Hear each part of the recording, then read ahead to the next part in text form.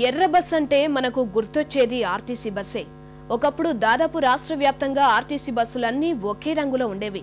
కాలక్రమంలో కొన్ని మార్పులు చేసినా నమూనాలు మాత్రం పరిమితంగానే ఉన్నాయి. కానీ ఇప్పుడు ఆర్టీసీ బస్సులు కొత్త రూపాన్ని సంతరించుకుంటున్నాయి.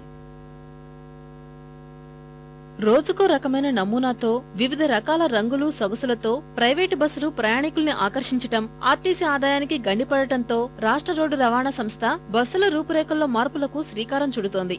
సరికొత్త హంగులతో ప్రయాణికుల మదిని దోచేలా మరింత సౌకర్యవంతంగా తీర్చిదిద్దుతోంది. పాత బస్సులకు ప్రస్తుతం ఉన్న రంగుల స్థానంలో మరింత ఆకర్షణీయమైన నమూనాల్లో కొత్త రంగులతో బస్సుల్ని తీర్చిదిద్దుతున్నారు. ఆకర్షణీయంగా ఉన్న 4 రకాల డిజైన్లను ఎంపిక చేసి కొత్తగా వస్తున్న బస్సులను ఆ నమూనాల్లోనే తయారు చేస్తున్నారు. సౌకర్యాలు మెరుగుపరుస్తున్నారు. గ్రామీణ ప్రాంతాలకు తిరిగే పల్లె వెలుగు బస్సులు, దూర ప్రాంతాలకు వెళ్లే ఎక్స్ప్రెస్, సూపర్ లగ్జరీ బస్సుల్లోనూ మార్పులు చేశారు.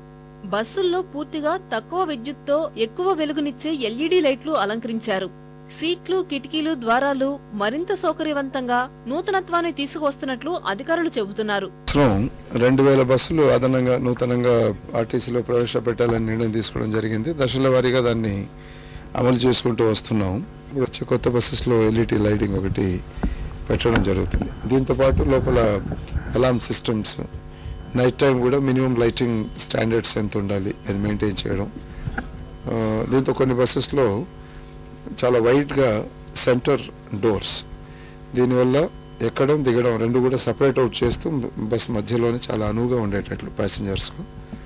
సో ఇలాంటి ఫీచర్స్ అన్ని పెట్టి చేయడం జరుగుతుంది.